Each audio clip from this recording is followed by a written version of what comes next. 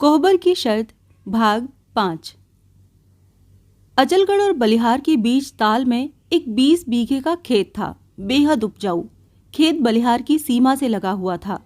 पूरी सरेह डुमराव के महाराज की थी। वर्षों पहले डुमराव के महाराज ने इस खेत को बलिहार वालों को बिना लगान के दे दिया था। बलिहार के लोग गांव के बच्चों के स्कूल का खर्च, पश्चिम की बारी वाले मंदिर में ठाकुर जी की पूजा इत्यादि के लिए एक पुजारी का खर्च तथा गांव की अनाथ बेवा औरतों की मदद या उनकी बेटियों के ब्याह आदि का खर्च इसी खेत की आमदनी से चलाते थे। पुश्त दर पुश्त से ये खेत बलिहार के कब्जे में चला आता था। इसकी आमदनी का हिसाब किताब तथा खेत की देखरेख 3-3 वर्षों के लिए गांव के किसी व्यक्ति को सौंप दी जाती थी। पिछले 3 वर्षों के कर्ता थे सुमेसर मिसिर। इन्हीं दिनों डुमराव के महाराजा की हालत बिगड़ने लगी और उन्होंने अचलगढ़ के एक जमींदार से रुपए लेकर इस खेत का पट्टा लिख दिया। पट्टा तो लिख दिया, किंतु खेत बलिहार की ही जोत में रहा। अचलगढ़ के जमींदार ने खेत जोतते समय बलिहार वालों को रोक लिया, किंतु बलिहार के सारे गांव के सामने अकेले जमींदार की चल न सकी। अंत में उसने अदालत में मुकदमा कर दिया। सुमेसर मिसिर थे जीव के बिगड़े, आमदनी खा जाते, मुकदमे की पैरवी ठीक से हो न पाती, मुकदमा बिगड़ गया। 3 वर्षों तक किसी तरह खींचने के बाद बलिहार मुकदमा हार गया। अब आगे क्या होना चाहिए, इसी पर विचार करने के लिए गांव का बिटोर हुआ। भनक मिली थी कि आषाढ़ में अचलगढ़ वाला जमींदार खेत पर हल चढ़ाएगा। इस बीच अपील हो जानी चाहिए, नहीं तो मामला बिगड़ जाएगा। बिटोर में बूढ़े अधेड़ जवान सभी जुटे। सुमेसर मिसिर के पिछले 3 सालों के खेत की आमदनी मांगी गई तो बताया कि आमदनी वाली बही कहीं खो गई है। बड़ी खलबली मची। लोग सुमेसर मिसिर के खिलाफ बोलने लगा झगड़ा बढ़ेगा। काका इसी समय खड़े होकर बोले, बही मांगने से अब क्या होगा? ऐसे आदमी को ये काम सौंपना ही बड़ी भारी भूल थी। अब जो हुआ सो हुआ। हुआ सो हुआ कैसे? अपील का खर्च कौन देगा? खेत की आमदनी से मिलने के बाद जो कमी होगी उसके लिए चंदा लग जाए। लोग किसी तरह चुप हुए, लेकिन बाद में कुछ लोग बोले, अगर अचलगढ़ वाला खेत पर कब्जा करने आया तब? मौके से अपील हो जाएगी तो वो नहीं आएगा, काका बोले। और आ ही गया तब देखा जाएगा। अभी तो जो आगे है उसका निपटारा होना चाहिए। बिटोर में आए हुए लोग इसी बात पर एक राय हो उठ गए। काका अपने खंड की ओर लौट गए। ये बिहंसी जाने कैसे पड़ोस के मीनापुर से यहाँ चली आई थी, तब जब काका बहुत जीवित थी। खा पीकर दरवाजे के आगे धूप में पीठ सेक रही थी। 6 महीनों की गर्भवती बिहंसी पास आंचल फैलाकर रोने लगी थी। पास बिठा काका बौ गांव घर जात और रोने का कारण पूछ गई। रोती हुई 35 साल की बिहंसी ने बताया था कि 2 जवान बेटे हैं, सभी ने घर से निकाल दिया। आदमी को मरे 2 बरस हो गए।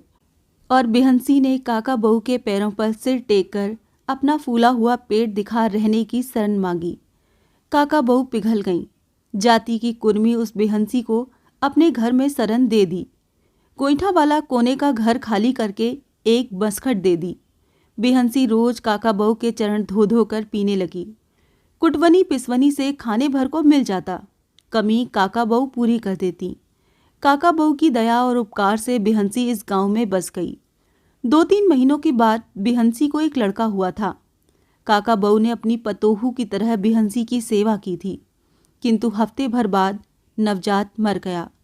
काका बहू तो दुखी हुई, किंतु बिहंसी को खुशी हुई।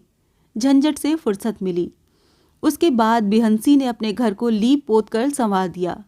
गांव घर के लोगों के काम मेहनत से करने लगी।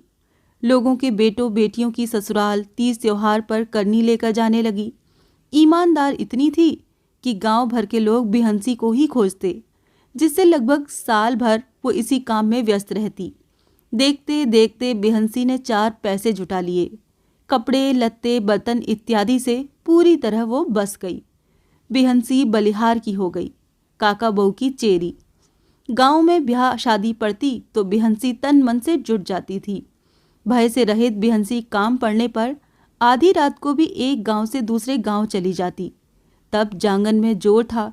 10-12 बरस बाद देह थकने लगी थी। लड़के भी उसे बार बार बुलाने आए थे, लेकिन बिहंसी गई नहीं। बेटों से कह दिया, जहाँ की माटी ने दुख में शरण दी, वहीं की माटी से उसकी अर्थी उठेगी। फिर भी बिहंसी शादी ब्याह के कामों में बड़ी रुचि लेती थी।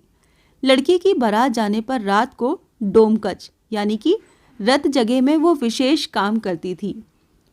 बगल के तिवारी के बेटे की बारात गई थी। कृष्ण पक्ष के द्वादशी की रात को जेठ की हल्की हल्की पूर्वा बह रही थी। सारे गांव में सन्नाटा।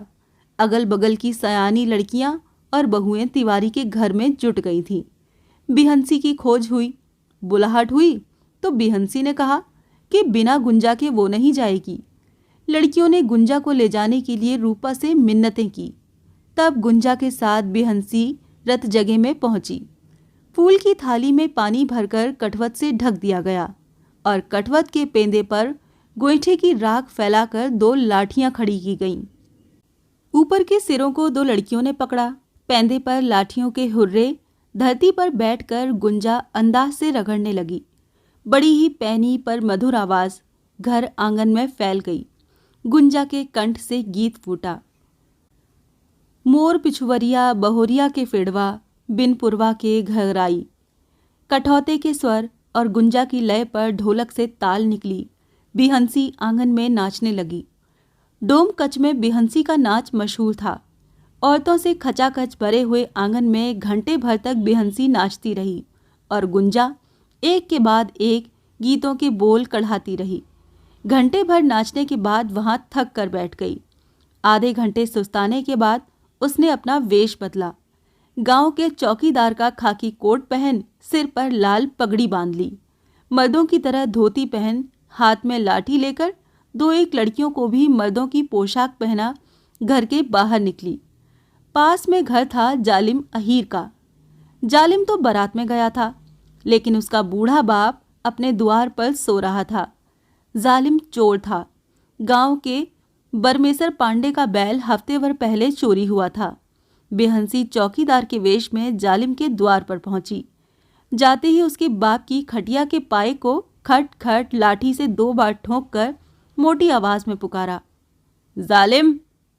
कौन है? जालिम का बूढ़ा बाप उठ बैठा। हम हैं थाने के सिपाही। जालिम कहाँ है? मुखिया के द्वार पर बुलाहट है। वो तो बारात गया है। तो तुम चलो। कौन काम है? बूढ़ा अहीर हाथ जोड़कर डर से कांपने लगा। काम क्या है? बरमेसर पांडे का बैल जो चोरी गया है उसमें जालिम का हाथ है। पता लगा है कि बैल बेचकर जालिम अपना हिस्सा लाया है। चलो, दरोगा जी तुमको पकड़ के थाने ले जाएंगे, नहीं तो उनके पास रुपया जमा करके बैल का पता बताओ।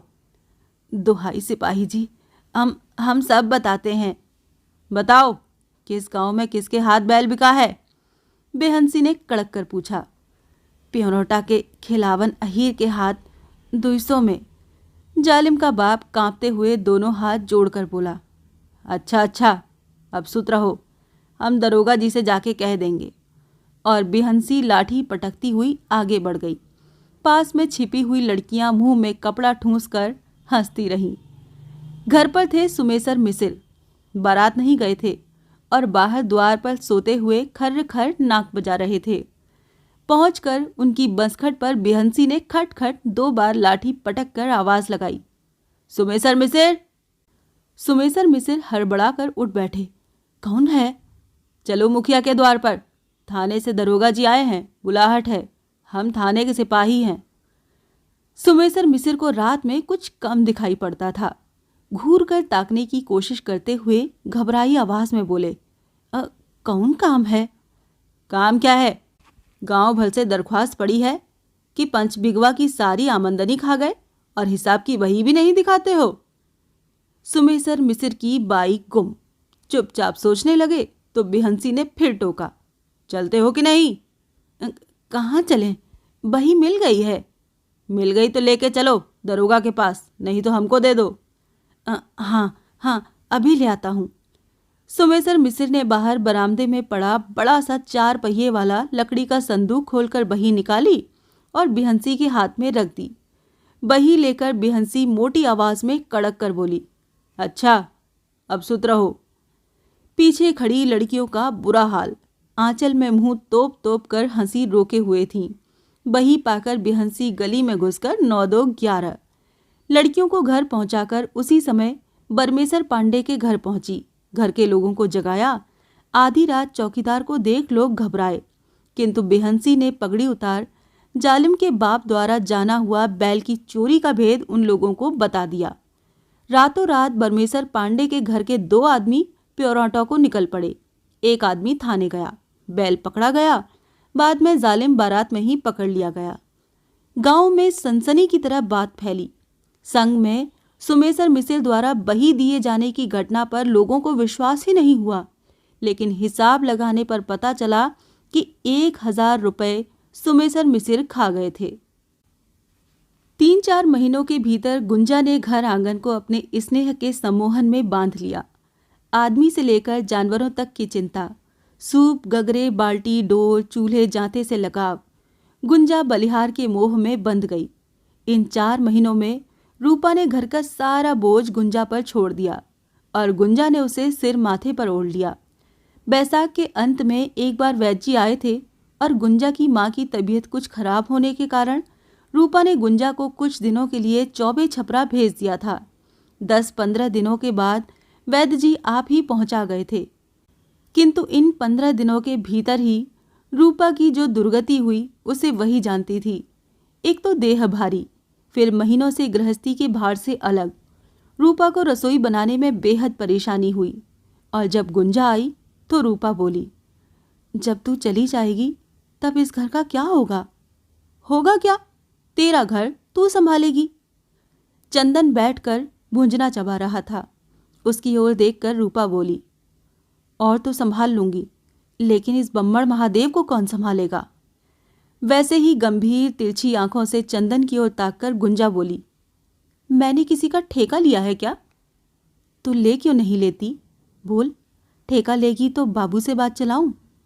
गुंजा! चंदन ने रौब से पुकारा। गुंजा और रूपा एक दूसरे को ताक कर हंसने लगी। हंसी के बाद चंदन ने फिर पुकारा, ए गुंजा! क्या है? उठो, एक लोटा रस बना दो। बस? एक लोटा कि एक गगरा? तभी खांसते हुए काका आ गए। हाँ तो एक गगरा ही बना दो, चंदन बोला। एक गगरा क्या बन रहा है चंदन? काका ने पूछा। रस काका, रस बन रहा है। एक गगरा कौन पिएगा रे? पीने वालों की कमी है क्या काका? पहले गुंजा से कहा एक लोटा बनाओ, बीच में तुम भी आ गए तो कहा कि अब एक लोटे में क्या होगा, बने एक गगरा। भैया भी दाना लेके आते होंगे, नुकसान ना होगा। रूपा और गुंजा आंचल से मुंह तोप कर हंस रही थी। काका जमकर पीढ़े पर बैठ दीवार से पीठ टेकते हुए बोले, बने गुंजा बेटी, तनिक जल्दी हाथ चलाओ, तुम्हारे बिना तो बड़ा उदास लगता था। ये चंदन तो एक नहीं सुनता, पेतिया से पिहुरी करता है। तुम समाचार कहो, बेदाएं नीक हो गईं? हाँ हाँ नीक हो गईं, चंदन ने उत्तर दिया। तू ही चौबे छपरा से आया है? आया नहीं तो क्या, जो आया है उसने तो बताया है। रस घोर के गुंजा आती है तो पूछ लो। अच्छा, रस घोर रही है? काका भीतर से गदगद हो कुछ जोर से बोले। अच्छा घोर बबुनी, फीका न होने पावे, दही हो तो डाल देना। रस जल्दी से इन लोगों के आगे रख गुंजा घर से लाया सामान बाहर निकालने लगी। काका समझ गए। उन्होंने चंदन को चमाइन बुलाने को दौड़ाया और सांझ को रूपा को पुत्र जन्मा। घर आंगन में नए ढंग से खुशी समा गई। नहछू, नहान, बरछी के भोज आदि में देखते देखते 1.5 महीना कैसे बीत गया किसी को पता न चला। बच्चा होने के महीने भर के बाद होने वाले भोज में वैद्य जी भी आए थे। भोज समाप्त होने के दूसरे दिन वो रूपा से बोले, अब गुंजा को विदा कर दो रूपा। किंतु रूपा चुप रही तो वैद्य जी ने फिर प्रश्न किया, क्या बात है बेटी? अभी देह पूरी तरह नहीं चलती बाबू। 1 महीने और गुंजा को छोड़ देते तो मेरी देह संभल जाती। गुंजा को सावन में मैं पहुंचवा देती। वैद्य जी घर में चारपाई पर बैठ सामने धरती पर बैठी हुई रूपा को देखकर बोले, गुंजा सयानी हो गई है रूपा, इसकी शादी ब्याह की चिंता लगी है। सोचता हूँ अब इससे भी मेरा उद्धार हो जाता तो बड़ी भारी चिंता से फुर्सत मिल जाती। घर की हालत तो तुम जानती ही हो। लेने देने लायक तो मेरे पास क्या है, लेकिन तुम्हारी तरह इसे भी कोई योग्य वर मिल जाता तो मेरे भाग जाग जाते। रूपा चुप रही। वैद्य जी फिर बोले, इस गांव में कोई लड़का तुम्हारी आंखों में तो नहीं है? रूपा फिर भी चुप रही। वैद्य जी फिर बोलने लगे, तुम्हारी माँ तो कहती थी कि उसी गांव में गुंजा भी ब्याह जाती तो दोनों बहनें पास पास रहती। वैद्य जी चुप लगा रूपा की ओर ताकने लगे तो वो बोली, बाबू, मेरा मन था कि गुंजा का ब्याह चंदन से ही हो जाता। घर की लड़की घर में ही रह जाती तो इस चूल्हे के भाग जाग जाते, गृहस्थी हमारी पूरी तरह संभल जाती। लेकिन रूपा, देने को मेरे पास कुछ नहीं है। तुम्हारे ब्याह में भी कुछ दिया तो नहीं था, लेकिन उस समय इस घर की बात और थी। अब खाने पीने से घर बहुत खुशहाल हो गया है। अब ओंकार और उनके काका मेरी बात माने या न माने, मुंह खोलने पर अगर नहीं सुनना पड़ा तो इसका दुख मुझसे सहा न जाएगा। अगर इसका भार तुम ले लो तो ठीक है। यही तो मैं भी सोचती थी बाबू, कि कहीं ये लोग ऐसा न सोचें कि मैं अपनी बहन को खपाना चाहती हूँ। अगर मेरी बात इन लोगों ने मान ली तो समझूंगी कि मेरा नसीब अच्छा है। वैद्य जी रूपा से गुंजा और चंदन के ब्याह का परोक्ष रूप से इशारा करके चले गए और तब से रूपा इस बात को ओंकार और काका के कान में डालने का उचित अवसर ढूंढने लगी। 1 महीने बाद रूपा ने गुंजा की विदाई की तैयारी की। सावन लग गया था। सोना नदी पूरी तरह भर गई थी। अच्छी अच्छी 5 साड़ियाँ, भरदौरी पकवान रूपा ने बहन के साथ भेजने को तैयार कर दिया। विदाई के दिन अड़ोस पड़ोस के घरों में जाकर गुंजा समूरिया लड़कियों और बहुओं से विदाई की भेंट कराई। विदाई के समय चंदन का घर पड़ोस की लड़कियों से भर गया। सबकी आंखें भरी हुई, सबके चेहरे उदास, जैसे गांव की बेटी ससुराल जा रही हो। गुंजा ने काका, ओंकार और रूपा सबके पैर छुए। घर से तीर तक लगभग 150 गज तक गुंजा को पहुंचाने के लिए लड़कियों का झुंड चला।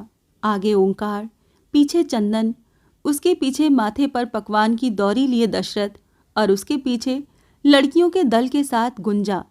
काले घने बालों का बड़ा सा जूड़ा, आंखों में हल्का काजल और देह पर नई पियरी, पैर में चांदी के 2 छल्ले और हाथ में सोने की अंगूठी। गुंजा का रूप निखर आया था, किंतु गुंजा की आंखों में घर जाने की जितनी खुशी थी, बलिहार छूटने की उतनी ही उदासी भी भर आई थी। नाव पर बैठते समय तो तीर पर की और भी लड़कियां तथा औरतें जुट गई थीं। नाव की डोंगी थी। अगली फेंग पर गुंजा बैठी, बीच में पकवान की दौरी के साथ चंदन और पीछे से दशरथ ने लग्गी संभाली। नाव सरकने के पहले तीर की ओर मुंह कर अपने दोनों हाथ हल्के से गुंजा ने जोड़ दिए।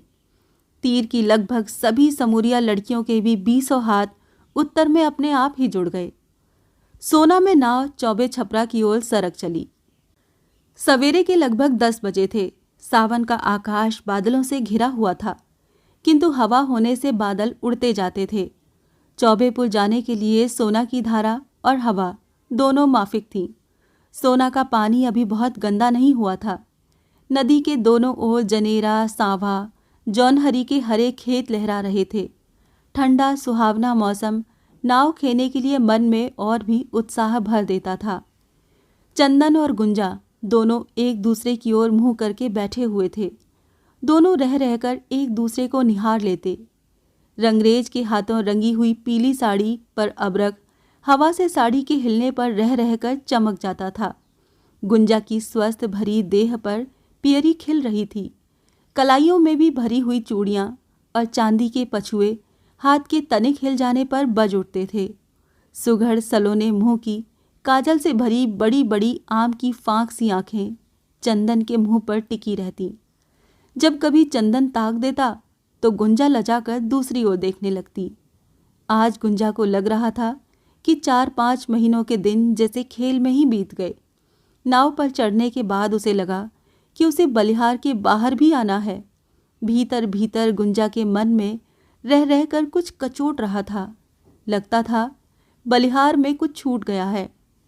नाव दाएं किनारे से बढ़ रही थी। अहीर का बेटा दशरथ बेहद चतुर था। गुंजा से बोला, घर में तो चंदन से तुम इतना बतियाती थी गुंजा बबुनी, यहाँ क्यों चुप्पी साध ली? गुंजा मुस्कुरा पड़ी तो दशरथ फिर बोला, हमारा बस चलता तो वैद्य जी से कहते कि छोटी बेटी को भी इसी घर में डाल दो। घोड़ी पर सवार होते जगत जवाल छान मारेंगे, लेकिन चंदन जैसा लड़का नहीं पाएंगे। कोई दूसरी संतान तो उनको है नहीं। 7 सोहिला से चंदन के साथ ब्याह कर छुट्टी पाते। बबुनी का मन हो तो मैं वैद्य जी और काका और ओंकार भैया से भी कह सकता हूँ। लेन देन में क्या रखा है? दान दहेज तो बहुत मिलता है, लेकिन बर कन्या की ऐसी जोड़ी नहीं मिलती। बोलो गुंजा बबुनी, क्या कहती हो? दशरथ हंसने लगा। गुंजा कुछ लजाकर चंदन की ओर ताक आंचल से मुंह तोप कर हंसने लगी तो चंदन बोला, तू अगुवाई और उपरोहिती दोनों करना। दशरथ चिढ़ गया, ए चंदन, अहीर का बेटा हूं तो क्या हुआ? एक बार अगर तुम मुंह खोल दो तो ओंकार भैया से तुम्हारे सामने न कह दिया तो कहना, असल का नहीं। अच्छा लगी मार, बहुत बड़बड़ कर ना बोल। थक गया हो तो ला लगी, अब हमें दे। थका तो नहीं, लेकिन अगली फेंक पर दाव पड़ता है। गुंजा बबुनी तुम्हारे पास बीच में आकर बैठ जाए तो नाव की चाल तेज हो जाए।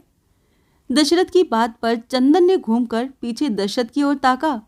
उत्तर में दशरथ ने आंखों से ही चंदन से कुछ कहा। चंदन ने तो कुछ नहीं कहा, पर गुंजा अपने आप ही चंदन की बगल में आकर बैठ गई। कोरी रंगी हुई साड़ी की कुंवारी गंध चंदन की देह मन में भरने लगी। चंदन ने बगल में बैठती हुई गुंजा को एक अजब भाव से निहारा। गांव के पाटे पर चांचर की कोर पर बैठकर अपने और अगले फेंक के बीच की खाली जगह में चंदन और गुंजा दोनों ने पैर लटका लिए थे। नाव में थोड़ा सा पानी था। दशरथ ने एक बार तेजी से लग्गी मारी, नाव की चाल बढ़ी और अगला फेंक पानी की सतह से कुछ ऊपर उठ गया तो उधर का सारा पानी ढरक कर गुंजा और चंदन के दोनों पैरों को धो गया। गुंजा के रंगे हुए पैरों का लाल रंग पानी में छूटने लगा। थोड़ी देर बाद अचानक चंदन ने नीचे पैर की ओर देखा तो पाया गुंजा के गीले पैरों से छू छू कर उसके अपने पैरों पर भी रंग के लाल लाल धब्बे उतर आए थे। चंदन अपने और गुंजा के लाल रंगे पैरों को वैसे ही निहारता रहा। गुंजा का ध्यान गया तो बोली, क्या देख रहे हो? नीचे पैरों को देखो। गुंजा ने देखा तो लाज से गड़ गई। चंदन गुंजा के भोले चेहरे को देखने लगा और गुंजा चंदन के पैरों पर लगे लाल धब्बों को निहारती गहरे लाल रंग से रंगी अपनी एड़ी चंदन के नखूनों पर रगड़ने लगी। ये क्या? जब रंगा तो पूरी तरह रंग जाए। दह दह क्या? एक बार तो रंगना ही है, लजाते क्यों हो? चंदन अपना पैर निकाल नदी में लटका कर धोने लगा तो नाव कुछ ओलरी। दशरथ का ध्यान टूटा तो बोला, क्या है चंदन? कुछ नहीं, तुम लग्गी मारो। और चंदन ने अपने दोनों पैर थोड़ा सा ऊपर करके दशरथ को दिखा दिए। दशरथ मुस्कुरा कर रह गया। सहसा दशरथ गाने लगा, पाकल पाकल पानवा, खियावे गोपी चानवा, पिरतिया लगावे लारे, बेईमानवा पिरतिया लगावे। नाव पानी चीरती गई। दशरथ के गीत के बोल हवा में पीछे छूटते गए और ऊपर आकाश में एक के बाद एक बादल के टुकड़े सूरज को ढकते हुए मौसम सुहावना करते गए। अभी कितनी दूर है चंदन? आधे से अधिक तो आ गए हैं। देखो, वो रहा तुम्हारे गांव के सिवान वाला बरगद का पेड़। गुंजा ध्यान से देखकर बोली, अरे दीपा सत्ती वाला कहो। और गुंजा ने मन ही मन दीपा सत्ती को प्रणाम किया और सोना का जल लेकर अपने सिर पर छिड़क मन में ही मनौती मानी कि हे दीपा सत्ती, यदि चंदन ने मेरी मांग भरी तो गा बजा के चुनरी से तेरी गोद मैं भरूंगी। फिर अपने आप ही चंदन से कहने लगी, सुनो चंदन, हमारे गांव में एक चौबे थे। उनकी बेटी थी दीपा। ब्याह के समय लोग कहते हैं वो 14 साल की थी। ब्याह के बाद दीपा ने कोहबर में बैठे हुए अपने वर को देख लिया जो 45 साल का था। कोहबर की रस्म जब पूरी हो गई तो पिछवाड़े खिड़की की राह से निकल के दीपा इसी सोना में डूब मरी। भोर में उनकी लाश इसी पेड़ की जड़ से अटकी मिली। पहले सोना में 12 मास पानी भरा रहता था, लेकिन तभी से गर्मी में ये सूख जाती हैं। उसी समय से इस पेड़ का नाम दीपा सत्ती पड़ा। इस गांव का चलन है कि हर लड़की अपने ब्याह के बाद विदाई से पहले अपने वर के साथ आकर दीपा सत्ती को पूजती है। तो तुम भी पूजोगी ना गुंजा? चंदन ने बीच में ही टोक दिया। और नहीं तो क्या? गुंजा ने लजाकर चंदन को देखा। नाव दीपा सत्ती के पास आ गई थी। गुंजा फिर कहने लगी, इनसे लोग मनौती मांगते हैं और पूरी भी होती है। चंदन, तुम भी मनौती मांग लो ना। किसके लिए?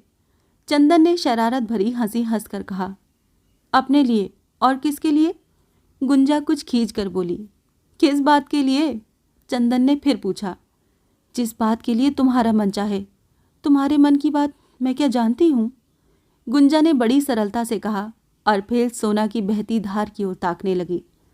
चंदन भी उसी सरलता से गुंजा को निहारने लगा। बक, हमको क्या निहारते हो? मांगो ना मनौती। चंदन हंसकर कहने लगा। हे दीपा सत्ती। गुंजा ने बीच में ही टोक दिया। ऐसे नहीं, हाथ जोड़कर कहो। और गुंजा चंदन की दोनों हथेलियां जुटाकर सामने की ओर बढ़ाकर बोली, अब कहो। हे दीपा सत्ती, अगर गुंजा को अच्छा सा मनचाहा वर मिला तो मैं तुम्हें पकवान चढ़ाऊंगा। गुंजा ऊपर से खींच गई। जोर से चंदन की पीठ में चिकोटी काट कर बोली, मनौती में भी हंसी करते हो। कहूंगी पूरब चलने को तो चलोगे पश्चिम। गुंजा की इतनी चिंता है तो क्या? चंदन ने कहा। कुछ नहीं, हर समय हंसी। गुंजा दूसरी ओर मुंह करके बैठ गई। चंदन गुंजा के पास सरक कर बैठ गया। नाव दीपा सत्ती को पार कर गई थी। हमारे पास बैठना अच्छा नहीं लगता?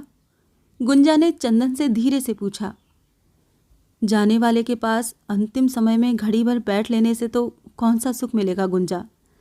अब जब बाकी के दिन अकेले ही काटने हैं तो घड़ी भर का ये संग साथ तो और भी कचोटता रहेगा। इतने दिनों के बीच गुंजा से चंदन ने इतना खुलकर कभी नहीं बोला था। गुंजा ने दूसरी ओर आंखें फेर ली।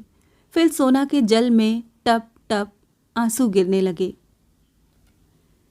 इससे आगे की कहानी जानने के लिए सुनिए कोहबर की शर्त का अगला भाग।